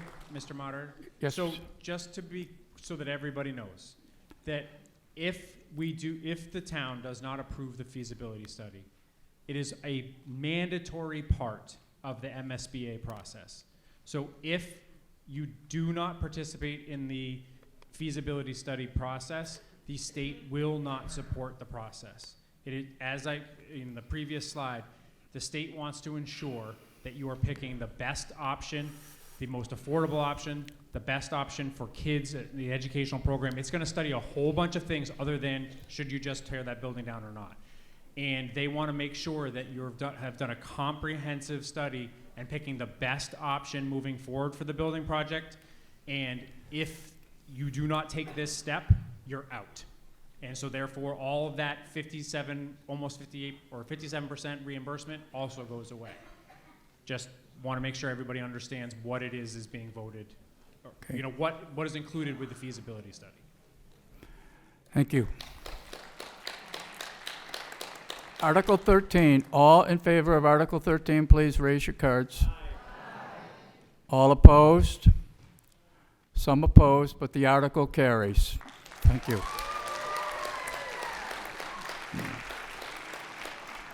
Article 14, which will require a 2/3 majority vote. Whose motion? I move Article 14 as printed in the warrant. Okay. Select Board recommendation? Select Board recommends unanimously. Finance Committee doesn't, you don't have anything, right? Okay. Planning Board? Recommends unanimously. Okay. Explanation. As a seaside community, Yarmouth has a long history with commercial fishing. This article would allow fishermen to sell their legally caught, and fisherwomen, to sell their legally caught live lobsters at their homes in residential zoning districts, except for our more restrictive RS40 residential district, via a special permit from the Zoning Board of Appeals. This article also includes provisions to protect the character of our residential neighborhoods by limiting the retail sales to live lobster only which were personally caught by the resident of the property, limiting the special permit to 1 per parcel, which expires upon the sale of the property, limiting signage to 1 non-illuminated A-frame sandwich board only displayed during operating hours, and setting specific hours of operation via the special permit, which requires a butter notification. In addition to zoning and local health regulations, the state also requires commercial lobster and retail sale permits. Thank you. Questions, comments? Anyone? Back there? Sally Johnson, Precinct 3. I have been a very strong advocate for John Tolley. All of this happened when a particular person made a complaint to the building department, which totally mushroomed into something that it shouldn't have, became complete chaos. I went to planning board meetings, which seemed pretty successful there, and they were willing to work out things. I went to zoning board meetings where the zoning board vice chair was very intimidating to his board and to the community in the building. And my concern is that if other people in town, such as 38 Powhatan, that sells merchandise from their home and has an A-frame sign and was approved through the building department and the health department, why can't John sell from his home that he's been doing for over 50 years? It is absolutely ridiculous that it has gotten to this point. It has mushroomed into chaos. Okay. Yeah, any more? Mr. O'Connell? Yes, sir. Jerry O'Connell, Yarmouth Port. I know John, he's a good guy, he's worked hard, he's been a local guy in this town for a long time. I grew up right down the street from John. Let me tell you about Chelsea Ave. When you start right at the top, this is about signage. There were signs all over Chelsea Ave. Across or next to my house, we had a real estate agent, had a big sign. Down the street, across the street, there was an accountant. There was a radio station. There are 3 cottage complexes on Chelsea Ave back in the day. Had them gentlemen that ran the businesses still been alive, their signs would still be in front of their homes where they ran their businesses. John should be able to put a sign in front of his house. He should be able to sell his lobsters, which he's been doing, which his dad did, and he's been doing it for over 50 years. Ladies and gentlemen of Yarmouth, you should vote to support John Tolley in the sale of his lobsters from his house. Please. Thank you. Any further comments or questions? Hearing none, we ready to vote? All in favor of Article 14?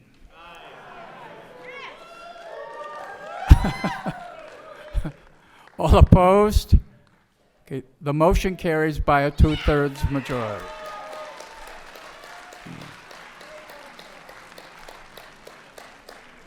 Article 15 will be presented by Ken Smith. Mr. Moderator, I move Article 15 as printed in the warrant. It's been seconded. Select Board? Select Board recommends 3 to 2. And the Finance Committee doesn't vote. Planning Board recommends 5-0. Okay. Explanation. Sure, thank you. As a seaside community, many residents have boats that they've stored at their homes and in residential zoning districts. Currently, boat storage is allowed if located behind the front face of the building. However, accessing this area can be difficult for some properties due to the limited or no side yard, large trees, steep slopes, or other prohibiting issues unique to that property. For these limited number of properties, this article would allow for special permit relief from the Zoning Board of Appeals with a butter notification for one trailered boat per parcel located in the driveway with specific conditions related to the maximum length of the boat, adequacy of remaining on-site parking, ensuring traffic and fire safety, and limiting the time of the general boating season from April 1 to November 1 to avoid long-term boat storage in these driveways. Thank you. Questions, comments? Yes, sir, go ahead. Please identify yourself and your precinct. Hi, Andy Baylor, Yarmouth Port. I'd like to make a motion. To strike limited to April 1st through November 1st. Okay, Second. He's making an amended motion, which he has put in writing, and that's exactly what he put in writing. The motion itself has been made, and now a motion has been made to amend. The motion itself has to have a 2/3 majority to pass. The amended motion needs a majority to pass. So we will discuss only the amendment recommended, which is to strike the November to April date. April 1st through November 1st. April to November. Did I say April, November, whatever? April 1st to November 1st. The winter. The cold weather months. Correct. Questions, comments? Andy, do you want to discuss it? The reason for this is you're restricting people who are commercial fishermen from having the ability year-round to have their boats on a trailer in their yard. With the April 1st through November 1st, you're restricting those 6 months just because recreational seasonal people on here, local people, are still active on the water. Thank you. Any other questions, comments? I'll go back that way. Is this the original one, or can we, the amendment? Simply on the amendment. Bill Weston, precinct number 8. I just got a few questions about the, that apply to the amendment. What's the reason for the limitation on dates? The reason, well, I'll defer to No, in the original. the original. Yeah, that's a pertinent question. What's the rationale, right? What's the rationale for the dates in the article? Okay, because that's what he's trying to amend. Kathy Williams can maybe answer that. She and the planning board discussed it at length. There were some concerns expressed by people coming to the planning board and planning board members that you could end up having long-term storage of a boat that may be in not the best condition long-term versus, can I finish, please? Thank you so much. So the idea of limiting it was, it's during the boating season, so it's actively utilizing of that boat. That's why it was put in. What is a boat owner supposed to do between those 2 dates with their equipment? What do boat owners who can't store it on their property now? There's some boat storage that's available. I don't disagree with you. This was a lot of conversation that went on back and forth with the planning board with regard to this particular phrasing. Who has enforcement authority over this? Building department, building commissioner. Okay, great, thank you. Thank you. Do you have a question or comment? You need to go to the microphone.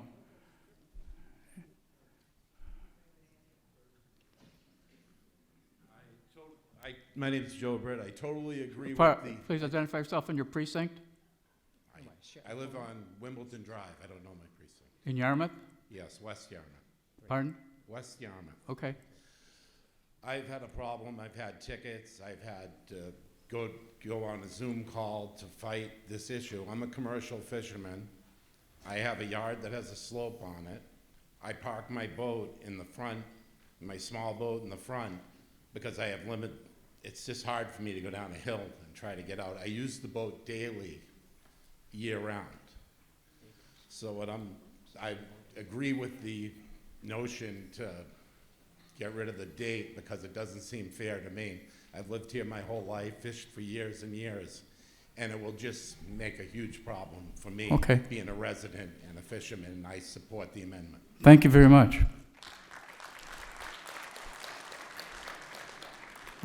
Yes, sir. Jim Saban, Yarmouth Port.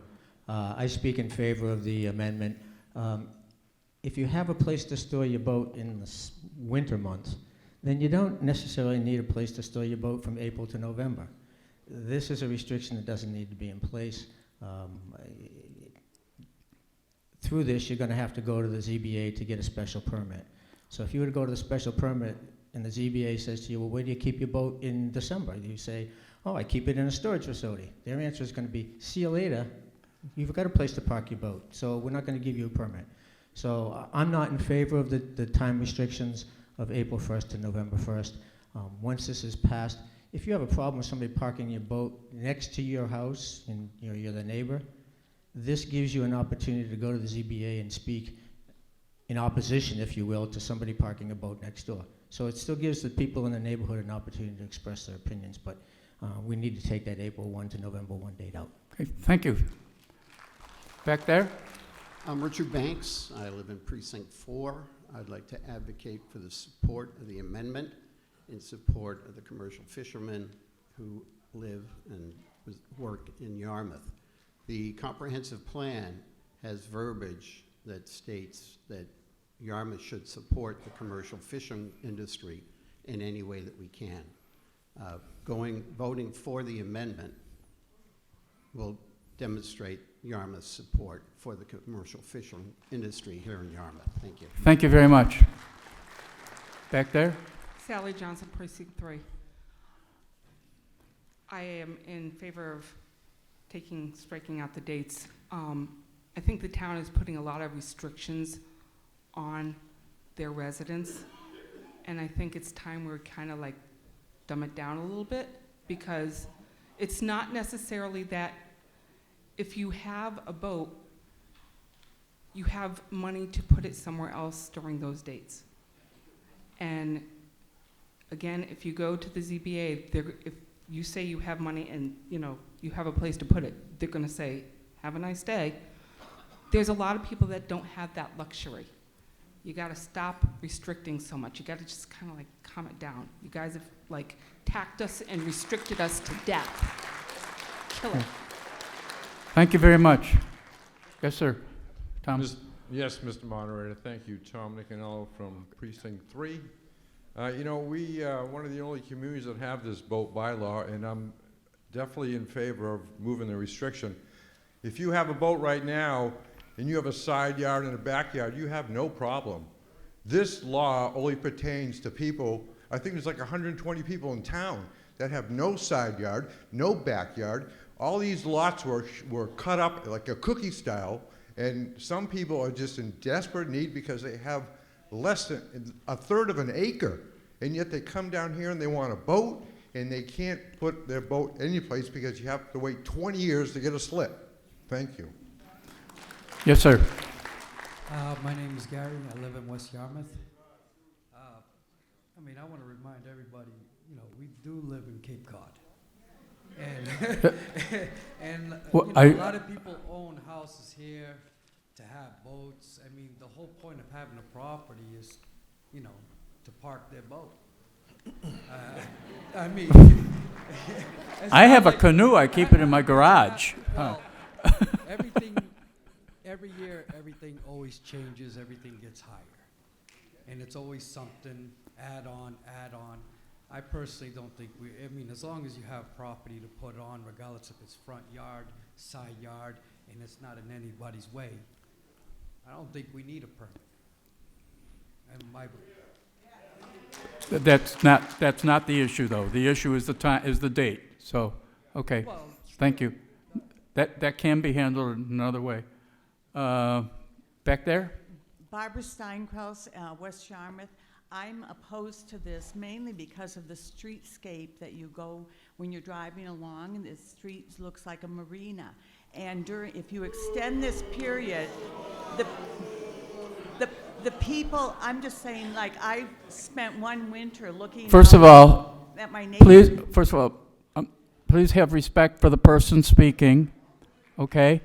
Secondly, though, make sure your comment is specific. You know, it sounds like you have a problem with the entire thing. This amendment is for a 6-month period. Well, it would also be during the winter, I don't recognize whoever's talking. Go ahead, ma'am.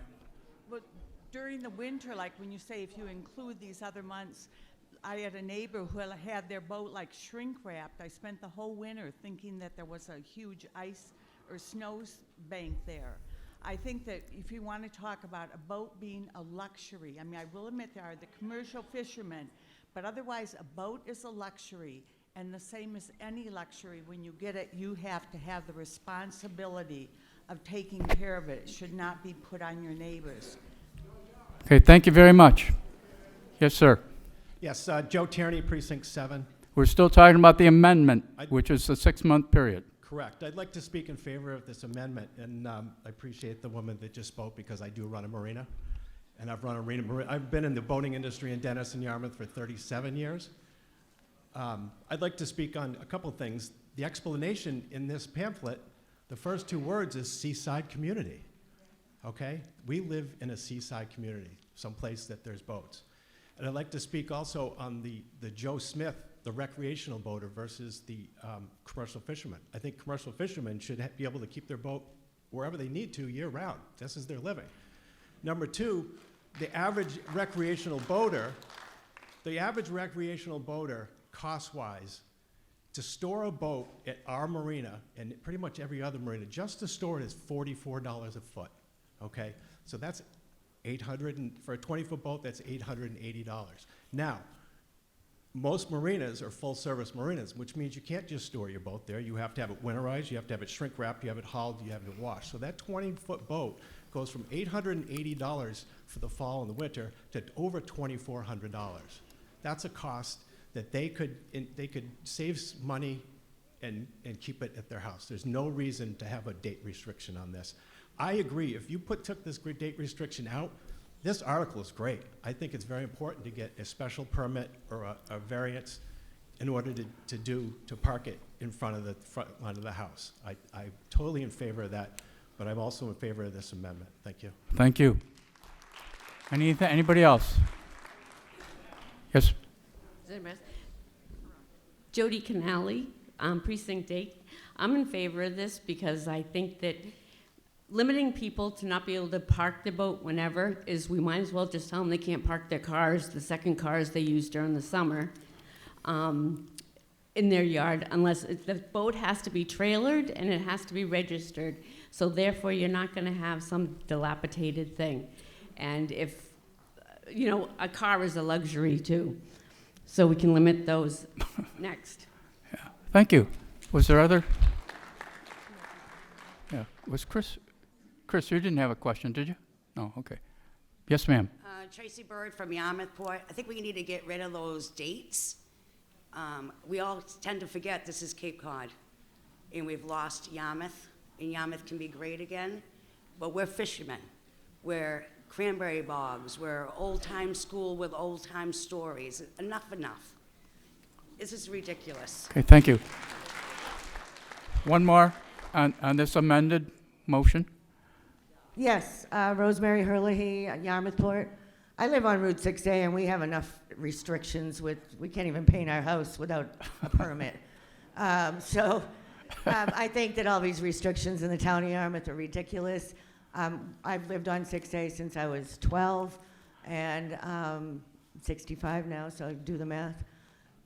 I agree with the November 1st to April, these people should be able to park their boats, because if they want to just go down and put it in the water in the town landing, pull it out for the day in July, they should be able to, and park it back at their house. I don't know what you expect them to do from April 1st to November 1st. That's when you use your boat the most. It's the most ridiculous thing I ever heard. They should be able to put the boats in all year round. Cape Cod's a sandbar. We chose to live here. We're beach people. We're boaters. And what the heck do you guys do with your golf carts? Come on. You park them in the yard. Okay, thank you. I think that was all the, quiet, please. We're going to vote on the amended motion, and the amendment, you have the motion or the article in front of you, and the amendment is to strike limited to April 1st through November 1st in its entirety. All in favor of the amended motion, say aye, or raise your cards. All opposed?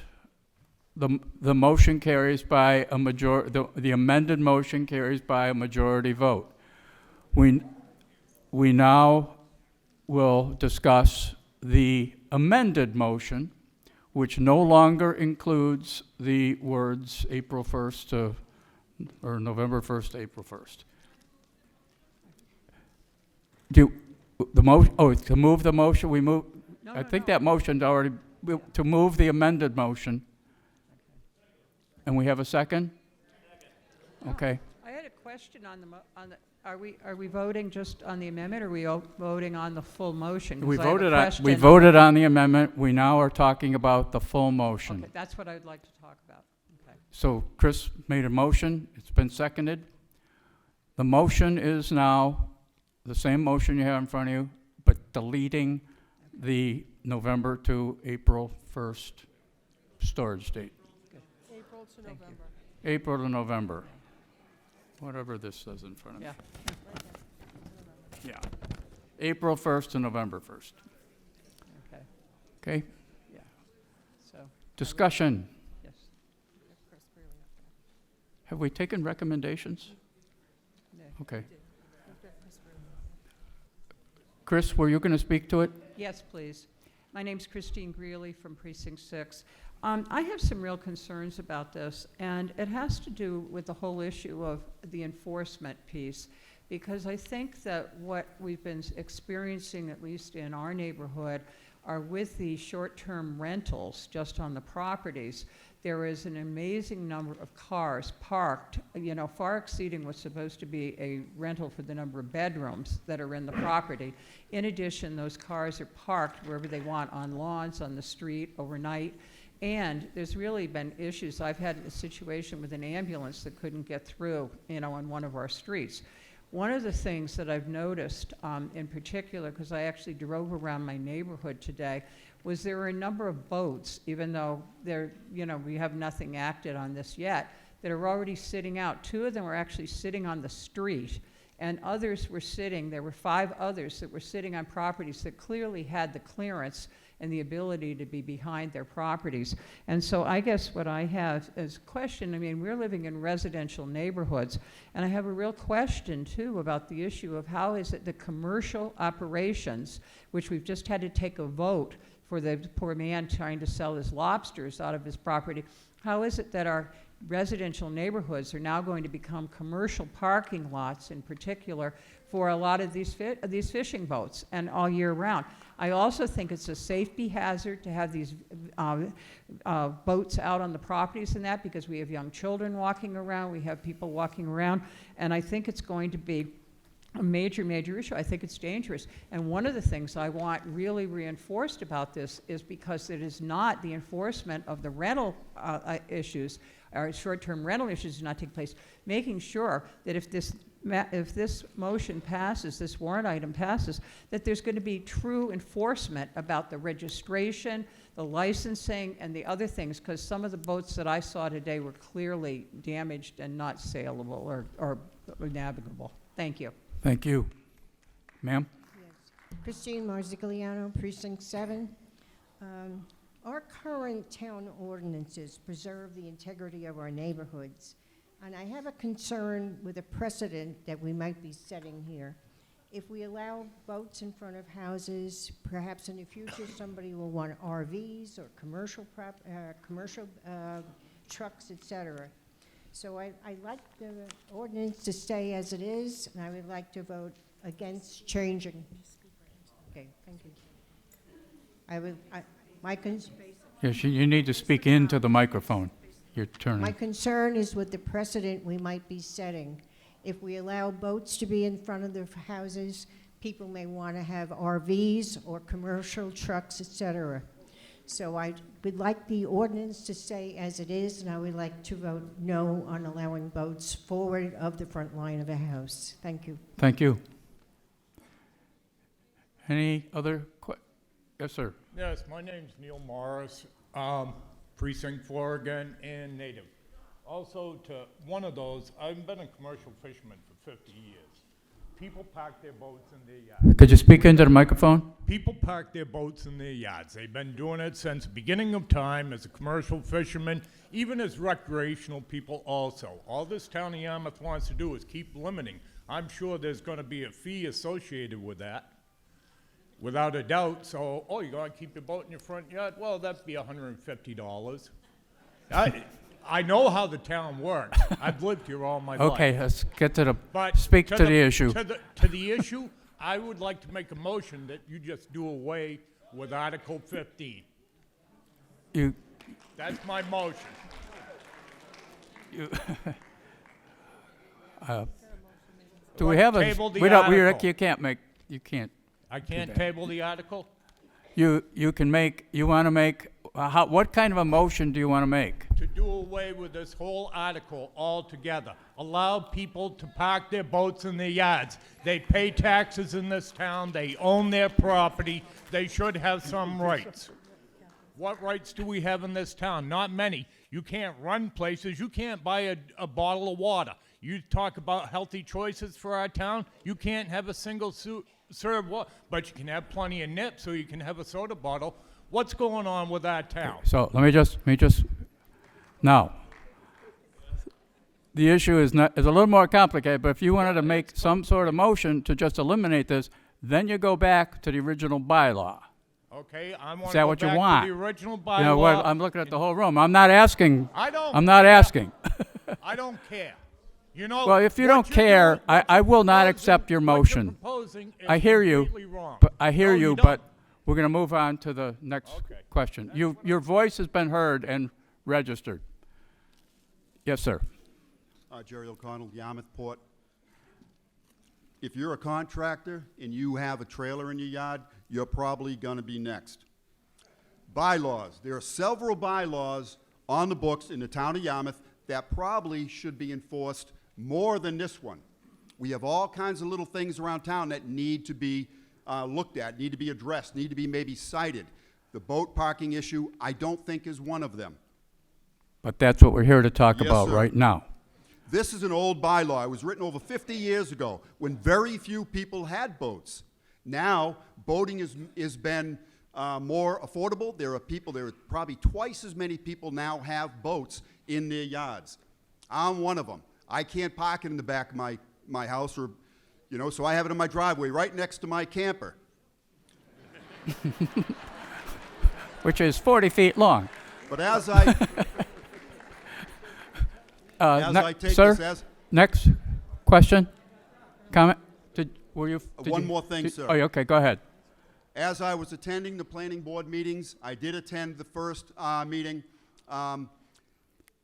As I go to these meetings, what I took from that is this is a step towards rewriting the bylaw totally. So I think if this passes, I think the next step was going to be to rewrite this entire bylaw. Thank you. Yes, sir. Bill Weston, Precinct 8. I just want to take an opportunity to encourage the boards and the administrators of the town of Yarmouth not to turn Yarmouth into a over-restrictive homeowners association. Thank you.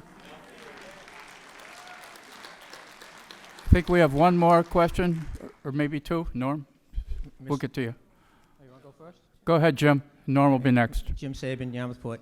A couple of things. Keep in mind that this bylaw is here today to fix what we have had in place for the last 50 years.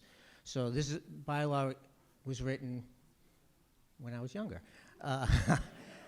And, people are concerned about, well, there are boats here and boats there. Our building department is the building zoning enforcement officers. They're not the zoning police.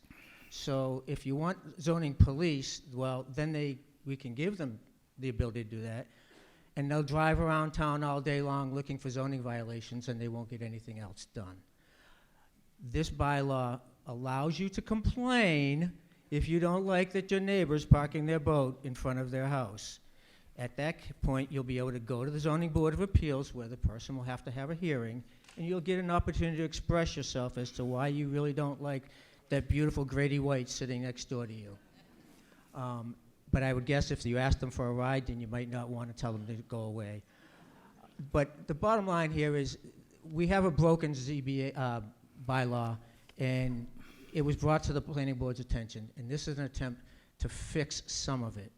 We still have to look at other issues like trailers and RVs, etc. But I will tell you right now that if you drive around this town, I can start reading off street names that have boats that are currently in violation. So we need to fix this and not just throw it out. Come back and start again if you want to, but the point is the planning board acted on this at the request of a taxpayer who was having an issue with parking their boat. So we're trying to fix this and make it a little bit more palatable for the people in town who have boats, and I hope you support the article. Thank you. Final question, final comment? Mr. Holcomb? Thank you. I guess, I watched a number of meetings of the Zoning Board of Appeals, and frankly, I was embarrassed for the town of Yarmouth by what I saw, particularly with regard to the Tolley affair. I thought that was ridiculous. And I don't have an awful lot of faith that this will get enforced in a manner through the Zoning Board of Appeals that the town will like. And I'd like to make a motion to indefinitely postpone this article.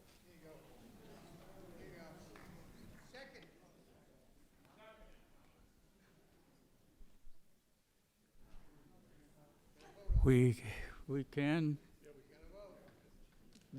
debate that. Okay, we have a motion that's been seconded to indefinitely postpone this zoning law. So, comments, questions? Mr. Moderator, yes, thank you very much. Tom McNeil, Precinct 3. Temporary postponement does not allow the 150 people or 120 people that have no side yard or no backyard, they'll live on a corner lot, that likes to enjoy the water, and they're 16-foot craftsmen. Thank you, Mr. Moderator. Okay. Anything else? Mr. Moderator, I speak in opposition to the indefinite postponement. We need to address this issue, get this done, so I can go home and have some dinner. And if I'm correct, the motion is to indefinitely postpone the amended motion, which eliminated that 6-month period. Right.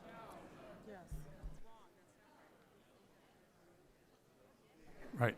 So, one more comment, and then we'll. So am I going to need a 2/3 vote? Yeah, I think it's. So. Yeah. Yes. One more question. I do have to look up to see what kind of is a majority or 2/3, but go ahead. Mary Hanson Joyce, Precinct 1, Yarmouthport. What they said, let's do this. Let's help the boat owners be able to use their boats on their property in a seaside community, not because they're trying to be troublemakers in your community, because they're trying to live on the property that they have. Thank you. Okay. Okay.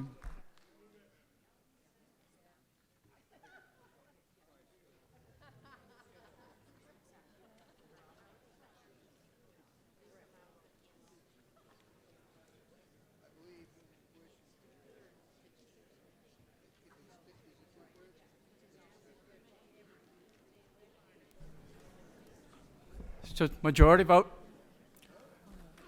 We have a motion to indefinitely postpone Article 15. What are people yelling? All in favor of the motion to indefinitely postpone the amended motion, say aye or hold up your cards. All opposed? Okay. The motion is defeated. We now will vote on the amended motion, Article 15. All in favor of the amended motion, Article 15, which requires a two-thirds vote? All opposed? The motion carries by a two-thirds vote. The amended motion. Thank you. Did I hear a second? Motion is adjourned. Thank you for your attendance. This has been a great meeting.